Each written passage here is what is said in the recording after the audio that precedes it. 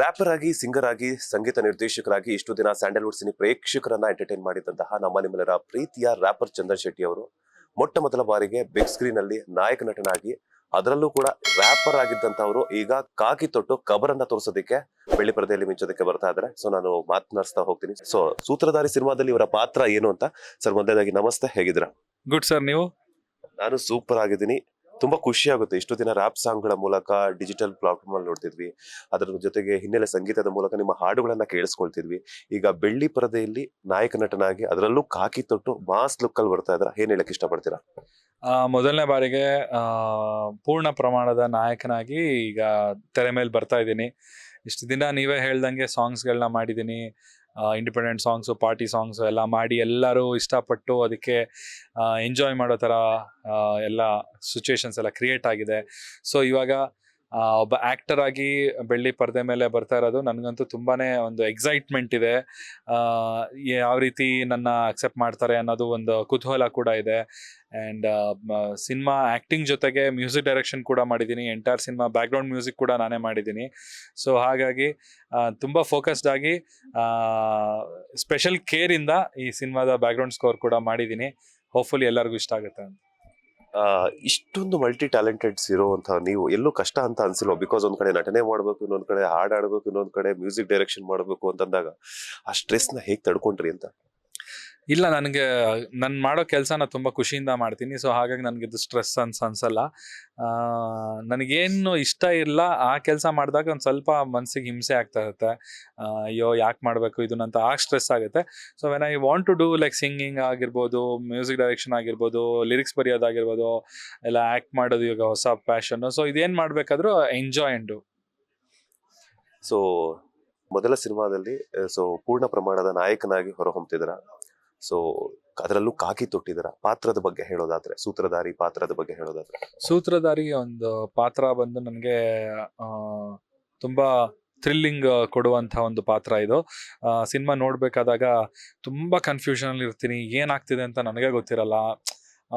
ಈ ಕೇಸ್ನ ಸಾಲ್ವ್ ಮಾಡಬೇಕು ಅನ್ನೋ ಒಂದು ಹಿಂದೆ ಬಿದ್ದುಬಿಟ್ಟಿರ್ತೀನಿ. ಇದನ್ನ ಹೆಂಗಾದ್ರೂ ಮಾಡಿ ಈ ಕೇಸ್ನ ಸಾಲ್ವ್ ಮಾಡಲೇಬೇಕು ಅಂತ. ಸೊ ಆ ಒಂದು ಜರ್ನಿಯಲ್ಲಿ ಸಾಕಷ್ಟು ಆ್ಯಕ್ಟರ್ಸ್ಗಳು ನನ್ನ ಎದುರುಗಡೆ ಬರ್ತಾ ಇರ್ತಾರೆ. ಸೊ ಅವ್ರ ಜೊತೆ ಎಲ್ಲ ಆರ್ಟಿಸ್ಟ್ಗಳ ಜೊತೆ ಕೌಂಟ್ರ್ಗಳಿರುತ್ತೆ. ಸೊ ಒಂಥರ ತುಂಬ ಫಾಸ್ಟಾಗಿ ಹೋಗುತ್ತೆ ಸಿನಿಮಾ ಇದು. ಎಲ್ಲೂ ನಿಮಗೆ ಬೋರ್ ಅನ್ಸಲ್ಲ, ಎಲ್ಲೂ ಲ್ಯಾಗ್ ಇಲ್ಲ. ಎವ್ರಿ 10 to 15 minutes ಕತೆ ಚೇಂಜ್ ಆಗ್ತಾ ಹೋಗ್ತಾ ಇರುತ್ತೆ. ಆ್ಯಂಡ್ ಮ್ಯೂಸಿಕ್ ವೈಸು ನಿಮಗೆ ಚೆನ್ನಾಗಿದೆ. So it's a very good experience cinema. ನಿಮ್ದ ಆಲ್ಬಮ್ ಸಾಂಗ್ ಆಗಿರ್ಬೋದು ಅಥವಾ ನೀವು ಕಂಪೋಸ್ ಮಾಡುವಂತಹ ಯಾವುದೇ ಸಾಂಗ್ಸ್ ಆಗಿರ್ಬೋದು, ಸೋಷಿಯಲ್ ಮೀಡಿಯಾದಲ್ಲಿ ಒಂದು ಟ್ರೆಂಡ್ ಅನ್ನ ಸೆಟ್ ಮಾಡುತ್ತೆ. ಅದೇ ರೀತಿ ಸೂತ್ರಧಾರಿ ಸಾಂಗ್ಸ್ ಕೂಡ ಈಗಾಗಲೇ ಒಂದು ಸೋಷಿಯಲ್ ಮೀಡಿಯಾ ಪ್ಲಾಟ್ಫಾರ್ಮ್ ಅಲ್ಲಿ ಮಿಂಚ್ತಾ ಇದಾವೆ. ಸೊ ಆ ಸಾಂಗ್ಸ್ ಹಿಟ್ ಬಗ್ಗೆ ಹೇಳೋದಾದ್ರೆ? ಇಲ್ಲ, ನಾನು ಸಾಂಗ್ ಒಂದು ನಾನು ಮಾಡಬೇಕು ಅಂತ ನನ್ನ ಕೈ ಹಾಕಿದಾಗ, ಅದು ನಾನು ಇಂಡಿಪೆಂಡೆಂಟ್ ಸಾಂಗ್ ನಾನು ಮಾಡ್ತಾ ಇದ್ದೀನಿ ಅಂತ ಹೇಳಿದಾಗ, ನಾ ಒಂದೇ ಸಾಂಗ್ ಮಾಡಿರಲ್ಲ, ನಾನೊಂದು 20-25 ಸಾಂಗ್ ಮಾಡಿರ್ತೀನಿ. ಆ 25 ಸಾಂಗಲ್ಲಿ ನನಗೆ ಮತ್ತೆ ಪದೇ ಪದೇ ಕೇಳಬೇಕು ಅಂತ ಅನ್ಸೋ ಸಾಂಗ್ ಯಾವುದನ್ನ, ಆ ಸಾಂಗ್ನ ಫಸ್ಟ್ ಪಿಕ್ ಮಾಡಿಕೊಂಡು ಆ ಸಾಂಗ್ ಮೇಲೆ ಮತ್ತೆ ವರ್ಕ್ ಮಾಡಿ ಎಷ್ಟು ಇನ್ವೆಸ್ಟ್ ಮಾಡ್ಬೋದು ಈ ಸಾಂಗ್ ಮೇಲೆ ಅಂತೆಲ್ಲ ಯೋಚನೆ ಮಾಡಿ ಅದಕ್ಕೆ ಡಿಸೈನ್ ಮಾಡಿ ಸೊ ಮಾಡುವಂಥದ್ದು. ಸೊ ಹಾಗಾಗಿ ಆಲ್ಮೋಸ್ಟ್ ನಾನು ಮಾಡಿರೋ ಎಲ್ಲ ಸಾಂಗ್ಸೂ ಒಳ್ಳೆ ವ್ಯೂಸ್ನ ಪಡ್ಕೊಂಡಿದೆ. ಒಂದ್ ಕಡೆ ನಿಮ್ಮ ಮ್ಯೂಸಿಕ್ ಡೈರೆಕ್ಷನ್ಗೆ ಲಕ್ಷಾಂತರ ಜನ ಅಭಿಮಾನಿಗಳಿದ್ದಾರೆ.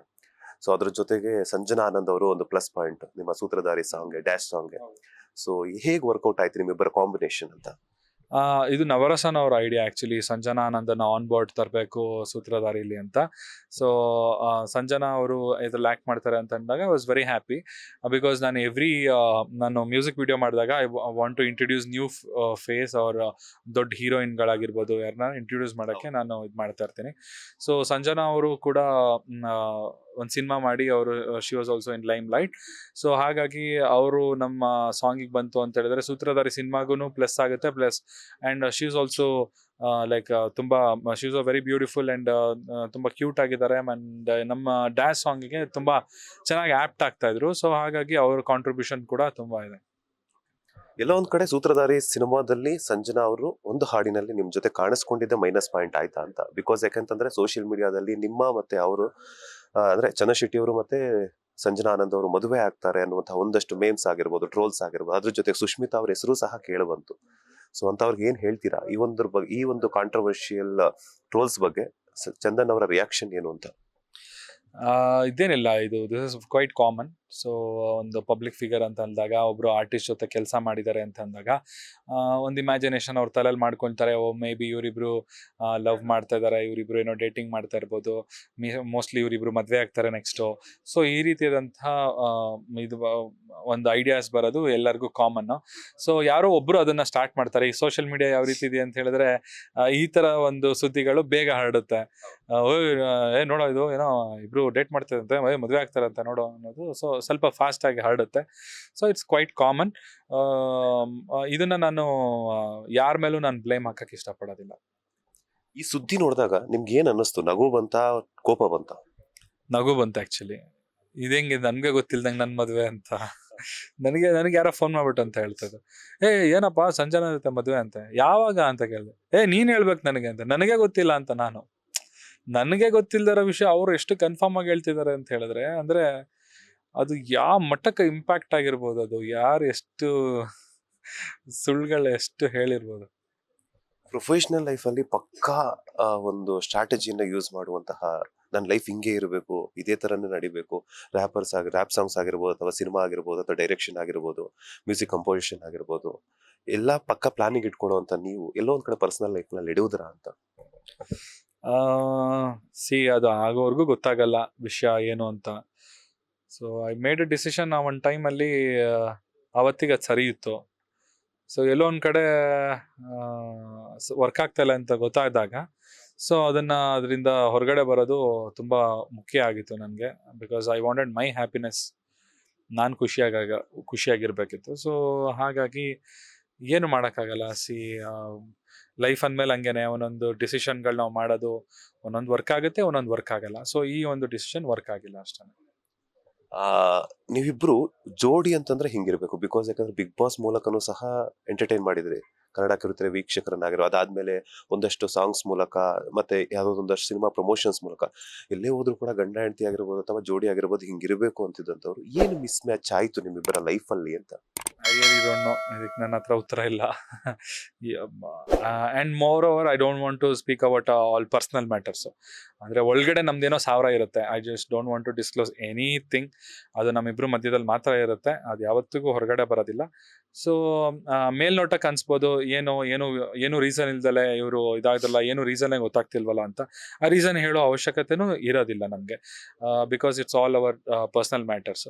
ಸೊ ಮೇನ್ಲಿ ಏನ್ ಬೇಕಿತ್ತು ಅಂತ ಹೇಳಿದ್ರೆ, ಒಂದು ನೆಮ್ಮದಿ ಬೇಕಿತ್ತು, ಒಂದು ಖುಷಿ ಬೇಕಿತ್ತು. ಸೊ ಇವಾಗ ಇಬ್ರು ಖುಷಿಯಾಗಿದ್ದೀವಿ ಅಂತ ಹೇಳಕ್ ಇಷ್ಟಪಡ್ತೀನಿ. ಚಂದನ್, ಯಾವುದೇ ಒಬ್ಬ ತಂದೆ ತಾಯಿ ಆಗಿರ್ಬೋದು ತಮ್ಮ ಮಗನ ಒಂದು ಸಂತೋಷವನ್ನ ನೋಡದೆ ಕಾಯ್ತಿರ್ತಾರೆ. ಒಬ್ಬ ಮಗ ಒಳ್ಳೆ ಹುಡುಗಿನ ಮದುವೆಯಾಗಿ 100 ಕಾಲ ಚೆನ್ನಾಗಿರ್ಬೇಕು ಅಂತ. ಬಿಕಾಸ್ ನಿಮ್ಮಿಬ್ಬರ ಮಧ್ಯೆ ಅಂಡರ್ಸ್ಟ್ಯಾಂಡಿಂಗ್ ಆಗಿಲ್ಲ. ಬಿಕಾಸ್ ಅದು ಏನೇ ನಡೆದಿದ್ರು ಕೂಡ ನೀವು ಈಗ ತಾನೇ ಹೇಳ್ತಾ ಇದ್ರಿ, ಮಿಸ್ಅಂಡರ್ಸ್ಟ್ಯಾಂಡಿಂಗ್ಸ್ ಆಗಿರ್ಬೋದು, ಹೋಗ್ತಾ ಆಗೋ ತನಕ ಎಕ್ಸ್ಪೀರಿಯನ್ಸ್ ಆಗೋ ತನಕ ಗೊತ್ತಾಗಲ್ಲ ಅಂತ. ಸೊ ಈ ತರ ಡಿವೋರ್ಸ್ ತಗೋಬೇಕು ಅಂತಂದಾಗ ಅಪ್ಪ ಅಮ್ಮನಿಗೆ ಏನ್ ಹೇಳಿದ್ರಿ, ಯಾವ ರೀತಿ ಒಪ್ಸಿದ್ರಿ? ಬಿಕಾಸ್ ಯಾಕಂತಂದ್ರೆ ಅವ್ರಿಗೆ ಆತಂಕ ಅನ್ನೋದಿರುತ್ತೆ ಮಗನ ಲೈಫ್ ಹೆಂಗೆ ಅಂತ. ಇಲ್ಲ, ಅವ್ರಿಗೆ ನಾನು ಏನು ಹೇಳ್ಕೊಂಡಿರ್ಲಿಲ್ಲ. ಬಟ್ ಅವ್ರಿಗೆ ಎಲ್ಲೋ ಒಂದ್ ಕಡೆ ನಾನು ಖುಷಿಯಾಗಿಲ್ಲ ಅನ್ನೋದೊಂದು ಗೊತ್ತಾಗ್ತಾ ಇತ್ತು ಅವ್ರಿಗೆ. ಬಿಕಾಸ್ ನಮ್ಮ ತಾಯಿಗೆ, ನನ್ನ ತಾಯಿಗೆ ಅಂತಲ್ಲ, ಪ್ರತಿಯೊಬ್ರು ತಾಯಿಗೂ ಅವ್ರ ಮಗ ಅವ್ರ ಮಗಳು ಖುಷಿಯಾಗಿಲ್ಲ ಅಂತ ಹೇಳಿದ್ರೆ ಅವ್ರಿಗೆ ಅದು ಈಸಿಯಾಗಿ ಗೊತ್ತಾಗ್ಬಿಡುತ್ತೆ. ಅದು ಅವ್ರ ಮುಖ, ಅವ್ರ ಎಕ್ಸ್ಪ್ರೆಷನ್ ನೋಡಿದ್ರೇನೆ ಗೊತ್ತಾಗೋಗ್ಬಿಡುತ್ತೆ. ಸೊ ಹಾಗಾಗಿ ನನ್ನ ಆ ಥರ ನೋಡಿ ಲಾಸ್ಟಿಗೆ ಅವರೇ ಹೇಳಿದ್ರು, ಆಗಿಲ್ಲ ಅಂದ್ರೆ ಬಿಟ್ಬಿಡಿ ಇಬ್ರು ಅಂತ. ಸೊ ಅವರೇ ಓಕೆ ಇತ್ತು, ಅವರೇ ದೇ ವರ್ ಆಲ್ಸೋ ರೆಡಿ ಅಲ್ವಾ. ಸೊ ಹಾಗಾಗಿ ಅವ್ರ ಸಪೋರ್ಟ್ ಇಂದಾನೆ so we could do all this. So ಮುಂದಿನ ದಿನಗಳಲ್ಲಿ ಸಿನಿಮಾಗಳಲ್ಲಾಗಿರ್ಬೋದು, ಈಗಾಗಲೇ ಮುದ್ದು ರಾಕ್ಷಸಿ ಮೊನ್ನೆ ತಾನೇ ವೈಂಡ್ ಅಪ್ ಆಯ್ತು ನಿಮ್ಮಿಬ್ಬರ ಪೋರ್ಷನ್ಸ್ ಕೂಡ. ಸೊ ಅದು ಸಿನಿಮಾ ರಿಲೀಸ್ ಆದ್ಮೇಲೆ ನೆಕ್ಸ್ಟ್ ಏನಾದ್ರು ಪ್ರಾಜೆಕ್ಟ್ಸ್ ಬಂದ್ರೆ ಮಾಡುವಂತಹ ಅವಕಾಶ ಇದೆಯಾ ಅಂತ? ನೋಡೋಣ. I am not interested right now. ತುಂಬಾ ಎಕ್ಸೈಟ್ಮೆಂಟ್ ಇತ್ತು ಆ ಪ್ರಾಜೆಕ್ಟ್ ಬಗ್ಗೆ. ಇಲ್ಲ, ಇದು ಮಾಡಿದ್ರೆ ನನ್ನ ಲೈಫ್ ಚೇಂಜ್ ಆಗುತ್ತೆ ಅಂತ ಏನಾದ್ರು ಅನ್ಸಿದ್ರೆ may be I will think about it. In case ಏನಾದ್ರು ಮುಂದಿನ ದಿನಗಳಲ್ಲಿ ಅವ್ರ ಜೊತೆ ಪ್ರಾಜೆಕ್ಟ್ ಸಾಂಗ್ ಮಾಡುವಂತದ್ದು ಏನಾದ್ರು, ಬಿಕಾಸ್ ಯಾಕಂತಂದ್ರೆ ನೀವು ಹಲವಾರು ನಟಿಮಣಿಯರನ್ನ ನಿಮ್ಮ ರ್ಯಾಪ್ ಸಾಂಗ್ಸ್ ಮೂಲಕ ಪರಿಚಯ ಮಾಡ್ಕೊಟ್ಟಿದ್ರ. ಸೊ ಹಾಗಾಗಿ ಏನಾದ್ರು ಒಂದು ಸಾಂಗ್ ಮಾಡ್ಬೇಕಾಗಿರುವಂತ ಸಿಚುವೇಶನ್ ಬಂದ್ರೆ? ಇಲ್ಲ, ಅವ್ರ ಜೊತೆ ಆಲ್ರೆಡಿ ಸಾಂಗ್ ಮಾಡಾಗಿದೆ. ಅಲ್ಲ, ಯೂಶುವಲಿ ನಾನು ಒಂದು ಆಕ್ಟ್ರೆಸ್ ಜೊತೆ ಒಂದೇ ಸಾಂಗ್ ನಾನು ಮಾಡ್ತೀನಿ, ಮತ್ತೆ ಐ ವಾಂಟ್ ರಿಪೀಟ್. ಸೊ ಹಾಗಾಗಿ ಅವ್ರ ಜೊತೆ ಆಲ್ರೆಡಿ ಸಾಂಗ್ ಮಾಡಾಗಿದೆ. ಸೊ ಸಿಂಗಲ್ ಲೈಫ್ ಈಗ ಹೇಳ್ತಿದ್ರಿ, ಒಂದಷ್ಟು ಕೆರಿಯರ್ನ ನಾನು ಗ್ರೋತ್ಗೋಸ್ಕರ ಮೊನ್ನೆ ಅಷ್ಟು ಹೇಳ್ತಿದ್ದೆ ಪ್ರೆಸ್ ಮೀಟಲ್ಲೂ ಕೂಡ, ಕೆರಿಯರ್ ಗ್ರೋತ್ ಆಗಬೇಕು, ಸಿಂಗಲ್ ಆಗಿರಬೇಕು, ಕೆಲವೊಂದನ್ನ ಟೆನ್ಷನ್ಸ್ನ ಪಕ್ಕಕ್ಕಿಟ್ಟು ನನ್ನ ಕೆರಿಯರ್ ಗ್ರೋತ್ ಮಾಡ್ಕೊಂಡು ಮುಂದುವರಿಬೇಕು ಸಿನಿಮಾ ಇಂಡಸ್ಟ್ರಿಯಲ್ಲಿ ಅಂತ ಹೇಳ್ಬಿಟ್ಟು. ಸೊ ಈಗ ಹೆಂಗಿದೆ ಲೈಫ್ ಎಲ್ಲ?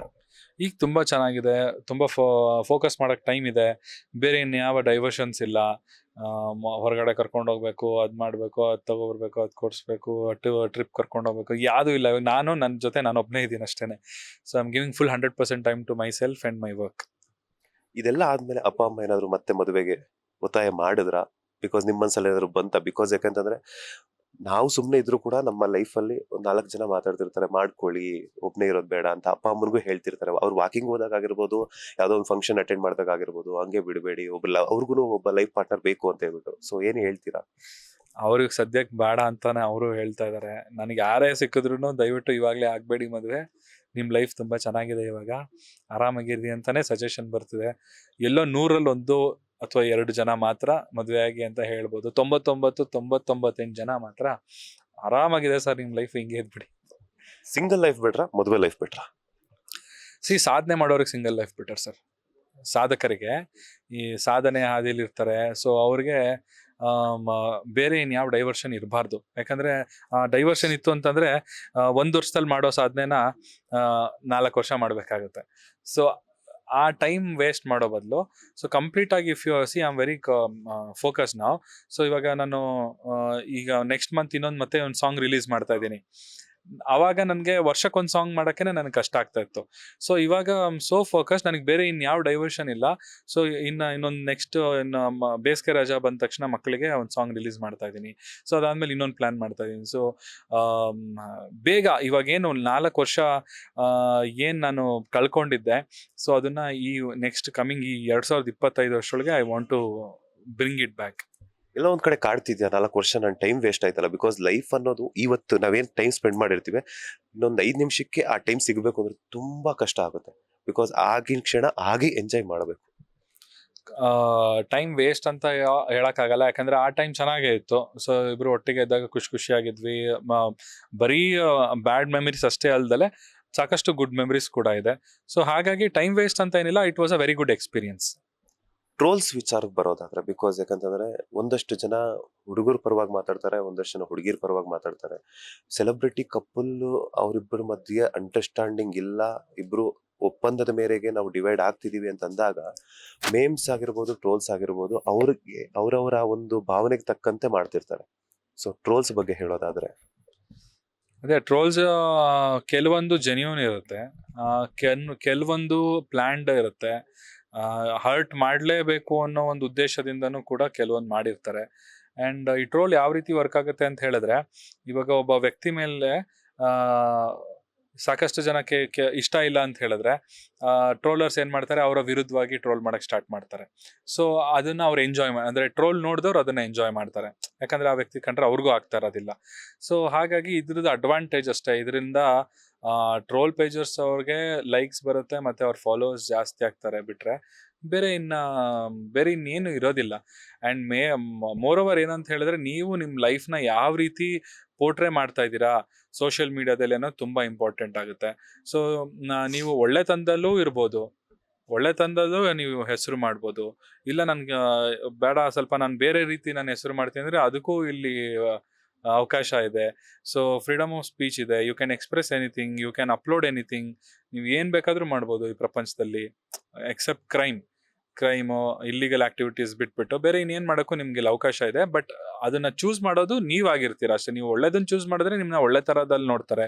ಇಲ್ಲ ನಾನು ಈ ಥರನೇ ಇರಬೇಕು ಅಂತ ನಾನು ಅನ್ನೋದಿದ್ರೆ, you should be ready to take all that. ನೀವು ಎಲ್ಲಿದ್ದೀರಾ ಅನ್ನೋದು ತುಂಬ ಇಂಪಾರ್ಟೆಂಟ್ ಆಗುತ್ತೆ.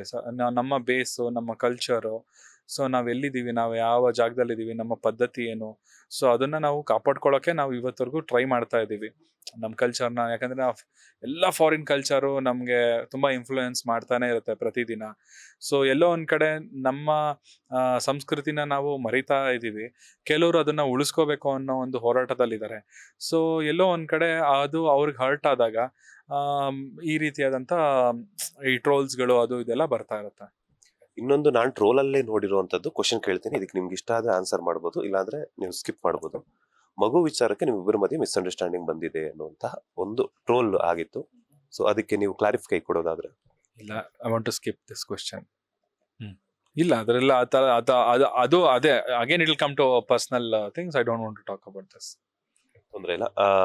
ಇನ್ನೊಂದೇನಂತಂದ್ರೆ ನೆಕ್ಸ್ಟ್ ಮುಂದಿನ ದಿನಗಳಲ್ಲಿ ಯಾವಾಗ ಲೈಫಲ್ಲಿ ಸೆಟ್ಲ್ ಆದ್ಮೇಲೆ ಎರಡನೇ ಮದುವೆ ಸಂಗಾತಿಯ ಬೇಕು ಅಂತ ಅನ್ಸುತ್ತೆ. ಬಿಕಾಸ್ ಯಾಕಂತಂದ್ರೆ ಪ್ರತಿಯೊಬ್ಬ ಮನುಷ್ಯನಿಗೂ ಸಹ ಒಂದು ಸಂಗಾತಿ ಅವಶ್ಯಕತೆ ಇದ್ದೇ ಇರುತ್ತೆ. ಸೊ ಯಾವಾಗ ಮುಂದಿನ ದಿನಗಳಲ್ಲಿ ಮತ್ತೆ ಸಂಗಾತಿ ಹುಡುಕ್ತೀರಾ ಅಂತ? ನನಗೆ ಅನ್ಸ್ಬೇಕು, ನನಗೆ ಬರುವಂತ ಹುಡುಗಿ ನನ್ನ ಅಷ್ಟು ಪ್ರೀತಿ ಮಾಡಬೇಕು. ಬಿಕಾಸ್ ನಾನಂತೂ ಡೆಫಿನೆಟ್ಲಿ ನನ್ನ ಪ್ರೀತಿ ನಾನು ಮಾಡೇ ಮಾಡ್ತೀನಿ. ಸೊ ನನ್ಗಿಂತನೂ ಜಾಸ್ತಿ ಪ್ರೀತಿ ಮಾಡಬೇಕು. ಸೊ ಆ ರೀತಿಯಾದಂಥ ಹುಡುಗಿ ನನಗೆ ಸಿಕ್ಕಿ ಅನ್ಸಿದ್ರೆ ಡೆಫಿನೆಟ್ಲಿ ಮ್ಯಾರಿ. ಇಲ್ಲ ಒಂದ್ ಕಡೆ ಟೆನ್ಷನ್ ಇಂದಾನೆ ಸಣ್ಣ ಆದ್ರ ಅಂತ. ಬಿಕಾಸ್ ಯಾಕಂತಂದ್ರೆ ಮುಖದಲ್ಲಿ ಹಿಂದೆ ಇದ್ದಷ್ಟು ಚಾಮ್ ಇಲ್ಲ. ಆ ಒಂದ್ ಕೊರಗೆ ಎಲ್ಲ ಒಂದ್ ಕಡೆ ಇದ್ದೇ ಇರುತ್ತೆ. ನೀವು ಹೇಳ್ತಿದ್ರಿ ಗುಡ್ ಮೆಮೊರೀಸ್ ಜೊತೆಗೆ ಬ್ಯಾಡ್ ಮೆಮೊರೀಸ್ ಇದ್ದೇ ಇರುತ್ತೆ ಅಂತ ಹೇಳ್ಬಿಟ್ಟು, ಎಲ್ಲ ಒಂದ್ ಕಡೆ ಅದ್ರ ಥಿಂಕಿಂಗ್ ಅಲ್ಲೇ ಲೈಫ್ ನ ಸ್ವಲ್ಪ ಇದ್ ಮಾಡ್ತಿದ್ರ ಅಂತ. ಇಲ್ಲಪ್ಪ, ನಿಜವಾಗ್ಲೂ ಆ ಥರ ಏನಿಲ್ಲ. ಅಂದ್ರೆ ಯೋಚನೆ ಮಾಡಿ ಸಣ್ಣ ಆಗಿರೋದು ಆ ಥರ ಇಲ್ಲ. ತುಂಬಾ ಡಯಟ್ ಮಾಡಿದೀನಿ. ಅಂಡ್ ಮೋರ್ ಓವರ್ ನಿಮ್ಗೆ ಈ ತರ ಡಿಪ್ರೆಷನ್ ಇದ್ದಾಗ ಜಾಸ್ತಿ ಊಟ ಮಾಡ್ಬೇಕನ್ಸುತ್ತೆ, ಏನೋ ತಿನ್ಬೇಕನ್ಸುತ್ತೆ, ಜಂಕ್ ಫುಡ್ ಎಲ್ಲ ತಿನ್ಬೇಕನ್ಸುತ್ತೆ. ಬಟ್ ಅದನ್ನೆಲ್ಲ ಕಂಟ್ರೋಲ್ ಮಾಡ್ಕೊಂಡು ನಾನು ಹೆಲ್ದಿ ಫುಡ್ ತಿಂದು ಡೈಲಿ ಜಿಮ್ಗೆ ಹೋಗಿ ಫಿಟ್ ಆಗಿರೋದು. ಸೊ ಕೆಲವ್ರು ಕೇಳ್ತಿರ್ತಾರೆ, ಹುಷಾರಾಗಿದ್ದೀರಾ ಸರ್, ಆರಾಮಾಗಿದ್ದೀರಾ ತಾನೆ, ಏನು ತಲೆ ಕೆಡ್ಸ್ಕೊಂಡಿಲ್ಲ, ಆರಾಮಾಗಿದ್ದೀರಾ ಅಂತ. ಸೊ ಡೆಫಿನೆಟ್ಲಿ ನಾನು ಆರಾಮಾಗಿದ್ದೀನಿ, ತುಂಬಾ ಖುಷಿಯಾಗಿದ್ದೀನಿ. ಆ್ಯಂಡ್ ಡೈಲಿ ಜಿಮ್ ಮಾಡ್ತಾ ಇದ್ದೀನಿ, ಡೈಲಿ ಡಯಟ್ ಮಾಡ್ತೀನಿ. ನಿಮಗೂ ಕೂಡ ರೆಕಮೆಂಡ್ ಮಾಡ್ತೀನಿ, ದಯವಿಟ್ಟು ಆರೋಗ್ಯದ ಮೇಲೆ ಕಾನ್ಸಂಟ್ರೇಟ್ ಮಾಡಿ. Life will be awesome. Sutradhari May 9ಕ್ಕೆ ರಿಲೀಸ್ ಆಗ್ತಾ ಇದೆ. ಸೊ ಬೆಳ್ಳಿ ಪರದೆಯಲ್ಲಿ ಮೊಟ್ಟ ಮೊದಲ ಬಾರಿಗೆ ನಾಯಕ ನಟನಾಗಿ ಮಿಂಚ್ತಾ ಇದ್ದೀರಾ. ಸೊ ಏನ್ ಹೇಳಕ್ ಇಷ್ಟಪಡ್ತೀರಾ? ಸೂತ್ರಧಾರಿ ಮೇ 9ನೇ ತಾರೀಕು ಕರ್ನಾಟಕ ರಾಜ್ಯಾದ್ಯಂತ ರಿಲೀಸ್ ಆಗ್ತಾ ಇದೆ. ಥಿಯೇಟರ್ಸ್ ಅಲ್ಲಿ ಎಲ್ಲರೂ ಬಂದು ಸಿನಿಮಾ ನೋಡಿ ನಿಮ್ಮ ಚಂದನ್ ಶೆಟ್ಟಿಗೆ ಸಪೋರ್ಟ್ ಮಾಡಿ. ಖಂಡಿತವಾಗ್ಲೂ ಸಿನಿಮಾ ನಿಮ್ಮೆಲ್ಲರಿಗೂ ಇಷ್ಟ ಆಗುತ್ತೆ ಅಂತ ಹೇಳ್ತೇನೆ. ನಿನ್ನೆ ಅಷ್ಟೇ ಪವರ್ ಸ್ಟಾರ್ ಪುನೀತ್ ರಾಜ್ಕುಮಾರ್ ಅವರ 50ನೇ ಹುಟ್ಟುಹಬ್ಬ. ಸೊ ಎಷ್ಟು ಮಿಸ್ ಮಾಡ್ಕೊಳ್ತೀರಾ? ಅಪ್ಪು ಅಲ್ಲಿ ನಿಮ್ಗೆ ಇಷ್ಟ ಆಗುವಂತಹ ಗುಣ ಯಾವುದು? ಇಲ್ಲ, ನನ್ಗೆ ಹೇಳೋದಾದ್ರೆ ನಮ್ಮ ಕರ್ನಾಟಕ ಇಂಡಸ್ಟ್ರಿ ಒಂದು ದೊಡ್ಡ ಆಸ್ತಿನ ನಾವು ಕಳ್ಕೊಂಡ್ಬಿಟ್ಟಿದೀವಿ. ಅವ್ರು ಇರ್ಬೇಕಿತ್ತು. ಅವ್ರು ಇದ್ದಿದ್ರೆ ಇನ್ನೂ ತುಂಬಾ ಹೊಸ ಪ್ರತಿಭೆಗಳಿಗೆ ಸಪೋರ್ಟ್ ಮಾಡಿರೋರು. ನಾನು ಅವರು ಕೊಟ್ಟಂತ ಒಂದು ಚಾನ್ಸ್ ಇಂದಾನೆ ನಾನು ಇವತ್ತು ಇಷ್ಟು ಮಟ್ಟಕ್ಕೆ ಬೆಳೆಯಕ್ಕೆ ಸಾಧ್ಯ ಆಯ್ತು. ದಂಪವರೇ ಹಾಡು ನನ್ನ ಲೈಫಲ್ಲೇ ಒಂದು ಟರ್ನಿಂಗ್ ಪಾಯಿಂಟ್. ಅದು ಆ ಹಾಡು ಇವತ್ತಿಗೂ ಆ ಹಾಡು ತುಂಬಾ ದೊಡ್ಡ ಹಿಟ್, ದಂಪವರೇ. ಸೊ ಅವರು ನನ್ಗೆ ಕೊಟ್ಟಂತ ಅವತ್ತು ಒಂದು ಚಾನ್ಸು ನಾನು ಇವತ್ತವರೆಗೂ ನಾನು ಅದು ಮರೆಯೋದಿಲ್ಲ.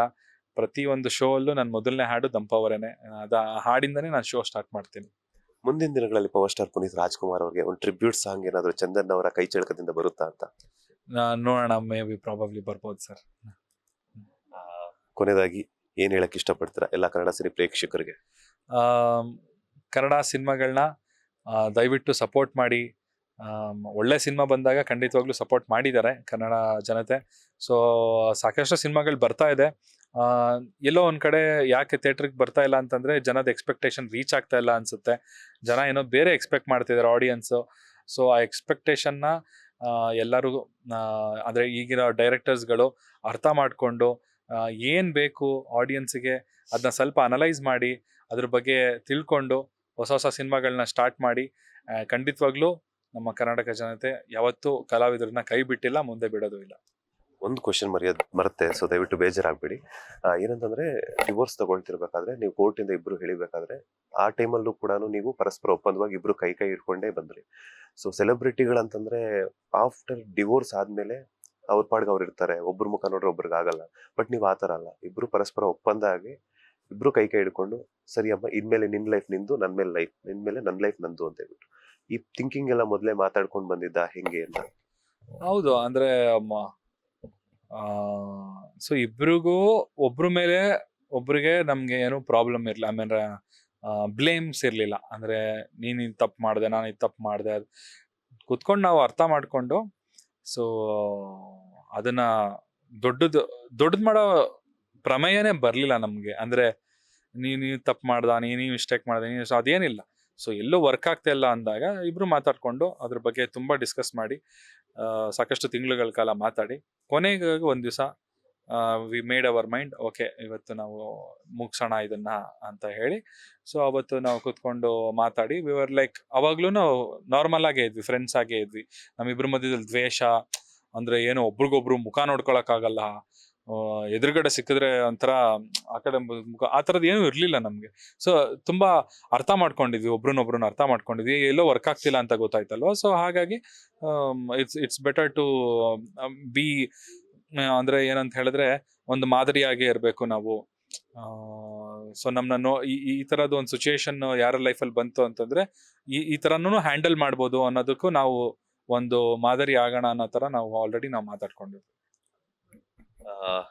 ಮುಂದಿನ ದಿನಗಳಲ್ಲಿ ಪರಭಾಷೆಗಳಿಗೆ ಏನಾದ್ರು ಅವಕಾಶ ಸಿಕ್ತು ಅಂತಂದ್ರೆ ಹೊಡ್ತೀರಾ? ಮ್ಯೂಸಿಕ್ಗೆ ಖಂಡಿತವಾಗ್ಲು. ಸೊ ಆಪರ್ಚುನಿಟೀಸ್ ಎಲ್ಲಿಂದ ಬರುತ್ತೆ, ಯಾವತ್ತು ಬರುತ್ತೆ ಏನು ಹೇಳಕ್ಕಾಗಲ್ಲ. ಸಾಧನೆಗೆ ಲಿಮಿಟ್ ಇಲ್ಲ.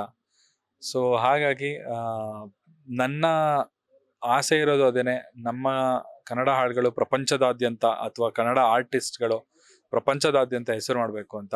ಸೊ ಇವಾಗ ಆಲ್ರೆಡಿ ನಮ್ಮ ಯಶ್ ಸರ್ ಆಗಿರ್ಬೋದು, ನಮ್ಮ ರಿಷಬ್ ಶೆಟ್ಟಿ ಅವರಾಗಿರ್ಬೋದು, ಸೊ ಆಲ್ರೆಡಿ ವರ್ಲ್ಡ್ ವೈಡ್ ನಮ್ಮ ಕನ್ನಡ ಸಿನಿಮಾನ ಎತ್ಕೊಂಡು ಹೋಗಿದ್ದಾರೆ. ಸೊ ನನ್ನ ಅವ್ರ ಹಾದಿಲೇ ನಾನು ಹೋಗ್ತಾ ಇದ್ದೀನಿ. ಸೊ ನಾನು ಸಾಂಗ್ಸ್ಗಳ ಮುಖಾಂತರ ನಾನು ವರ್ಲ್ಡ್ ವೈಡ್ ರೀಚ್ ಆಗಬೇಕು ಅಂತ ಅನ್ಕೊಂಡಿದ್ದೀನಿ. ಸೊ ಮುಂದಿನ ದಿನಗಳಲ್ಲಿ ಆ ಥರ ದೊಡ್ಡ ಆಪರ್ಚುನಿಟಿ ಸಿಕ್ಕಿದ್ರೆ ಯೂಸ್ ಮಾಡ್ಕೊಳ್ತೀನಿ. ನಿಮ್ಮ ಕನ್ನಡ ಸಿನಿಮಾದಲ್ಲಿ ಬಿಟ್ಟು ಬೇರೆ ಸಿನಿಮಾ ರಂಗದಲ್ಲಿ ಯಾರಿಗಾದ್ರೂ ಇಂಥ ನಟನಿಗೆ ನಾನು ಮ್ಯೂಸಿಕ್ ಕಂಪೋಸ್ ಮಾಡ್ಬೇಕು ಅನ್ನೋ ಡ್ರೀಮ್ ಇತ್ತು ಅಂತಂದ್ರೆ ಯಾರಿಗೆ ಅಂತ? ಆಫ್ಕೋರ್ಸ್ ನಮ್ಮ ಯಶ್ ಅವ್ರಿಗೆ, ಮತ್ತೆ ಸುದೀಪ್ ಸರ್ಗೆ, ರಿಷಬ್ ಶೆಟ್ಟಿ ಅವ್ರಿಗೆ, ಮತ್ತೆ ಆಪರ್ಚುನಿಟಿ ಸಿಕ್ಕಿದ್ರೆ ನಾನು ಖಂಡಿತವಾಗ್ಲೂ ಮಿಸ್ ಮಾಡ್ಕೊಳ್ಳೋದಿಲ್ಲ. ಯಾವ ಆಪರ್ಚುನಿಟಿನೂ ನಾನು ಡಿನೈ ಮಾಡೋದಿಲ್ಲ. ಅಂದರೆ ನಾನು ಒಂದು ಒಳ್ಳೆ ಟೀಮ್ ಜೊತೆ ಕೆಲಸ ಮಾಡಬೇಕು ಅನ್ನೋದು ನನ್ನ ಆಸೆ, ಯಾವಾಗಲೂ ನನ್ನ ಆಸೆ. ಮುದ್ದು ರಾಕ್ಷಸಿ ಲಾಸ್ಟ್ ಶೂಟಿಂಗ್ ಟೈಮಲ್ಲಿ ಹಗ್ಗಿಂಗ್ ಸೀನ್ ಇರುತ್ತೆ, ನೀವು ಅವ್ರನ್ನ ಹಗ್ ಮಾಡ್ಕೊಂಡು ಕಣ್ಣೀರು ಒರೆಸಿ ಫಾರಿನ್ಗೆ ಹೋಗುವಂತ ಸೀನ್ ಏನೋ ಇರುತ್ತೆ. ಆ ಟೈಮಲ್ಲಿ ಎಲ್ಲೋ ಒಂದು ಕಡೆ ನಿವೇದಿತಾ ಅವರು ನಿಮ್ಮನ್ನ ಅಪ್ಪಗೆ ಮಾಡ್ಕೊಂಡಾಗ ಏನಕ್ಕೆ ಬಿಟ್ಟೆ ಅನ್ನುವಂತಹ ಗಿಲ್ಟ್ ಫೀಲ್ ಎಲ್ಲೋ ಒಂದು ಕಾಡ್ತಿತ್ತು ಅಂತ ಹೇಳ್ಬಿಟ್ಟು ಅವರು ಒಂದು ಅಷ್ಟು ವಿಡಿಯೋಸ್ ನಾವು ನೋಡಿದಾಗ, ಅಲ್ಲೇ ನಾವು ಇದು ನೋಡಿದಾಗ ಕೂಡ ಎಲ್ಲೋ ಒಂದು ಕಡೆ ಮುಖದಲ್ಲಿ ಆ ಒಂದು ಭಾವನೆ ಕಾಣಿಸ್ತು. ಸೊ ಅದು ನಿಮ್ಮ ಒಪಿನಿಯನ್, ಅದು ನಿಜನೋ ಸುಳ್ಳು ಅಂತ ಅವ್ರ ಬಾಯಿಂದ ಬರ್ಬೇಕದು. ಅವರು ಭಾವುಕರಾದ್ರ ಅಂದ್ರೆ ಗಿಲ್ಟ್ ಫೀಲ್ ಇತ್ತ, ಅದು ನಮಗ್ ಗೊತ್ತಿಲ್ಲ, ಅದು ಅವ್ರ ಪರ್ಸನಲ್ ಫೀಲ್. ಅದು ಅಷ್ಟು ಏನಾದ್ರು ಪ್ರೀತಿ ಇದ್ದಿದ್ರೆ ಡೆಫಿನೆಟ್ಲಿ ಅವ್ರು ನನಗೆ ಫೋನ್ ಮಾಡಿರೋರು, ಮೆಸೇಜ್ ಆದ್ರೂ ಮಾಡಿರೋರು, ಹೌ ಆರ್ ಯು, ಹಾಯ್ ಅಂತ ಅನ್ನೋದ್ರು ಕೇಳಿರೋರು. ಸೊ ಆ ಥರದ್ದು ಏನು ಆಗಿಲ್ದೇ ಇರೋದ್ರಿಂದ ಮೇ ಬಿ ಅವರಿಗೆ ನನ್ನ ಅವಶ್ಯಕತೆ ಇಲ್ಲ ಅನ್ಸುತ್ತೆ ಇವಾಗ. ಸೊ ಹಾಗಾಗಿ ಇಟ್ಸ್ ಓಕೆ, ನೋ ಪ್ರಾಬ್ಲಮ್. ಎಲ್ಲೋ ಒಂದ್ ಕಡೆ ಪ್ರೀತಿ ಹುಟ್ಟೋದಕ್ಕೂ ಟೈಮ್ ಬೇಕಾಗುತ್ತೆ, ಪ್ರೀತಿ ಹುಟ್ಟೋದಕ್ಕೆ ಲವ್ ಅಟ್ ಫಸ್ಟ್ ಸೈಟ್ ಅಂತ ಅನ್ಸುತ್ತೆ. ಬಟ್ ಎಲ್ಲೋ ಒಂದ್ ಕಡೆ ಆಗಿರುವಂತಹ ಗಾಯವನ್ನ ಮಾಸ್ಬೇಕು ಅಂತಂದ್ರೆ ಟೈಮ್ ಆಗುತ್ತೆ ಅನ್ಸುತ್ತೆ, ಟೈಮ್ ಬೇಕು ಅನ್ಸುತ್ತೆ. ಬಿಕಾಸ್ ಯಾಕಂತಂದ್ರೆ ಅವ್ರ ತಪ್ಪಾಗಿರ್ಬೋದು, ನಿಮ್ ತಪ್ಪಾಗಿರ್ಬೋದು, ಅದು ನಿಮ್ಮಿಬ್ಬರಿಗೆ ಗೊತ್ತು. ಬಟ್ ಎಲ್ಲೋ ಒಂದ್ ಕಡೆ ಇನ್ ಕೇಸ್ ಮುಂದಿನ ದಿನಗಳಲ್ಲಿ ಒಂದಾದ್ರೆ, ಬಿಕಾಸ್ ಈಗಾಗ್ಲೇನೆ ಜನರು ಇಷ್ಟಪಡ್ತಿದ್ದಾರೆ ಈ ಜೋಡಿ ಮತ್ತೆ ಒಂದಾಗ್ಬೇಕು ಅಂತ, ಒಂದಾಗ್ಬೋದಾ ಮುಂದಿನ ದಿನಗಳಲ್ಲಿ ಇಬ್ರು ಬಂದ್ರೆ? ಅವರು ಇಲ್ಲ, ಇವಾಗ ಆ ಥರ ಸಿಚುವೇಶನ್ ಏನು ಕ್ರಿಯೇಟ್ ಆಗಿಲ್ಲ ಇನ್ನೂ. ಸೊ ಆ ಥರದ್ದು ಏನೂ ಆಗೋದಿಲ್ಲ ಅನ್ಕೊಳ್ತೀನಿ.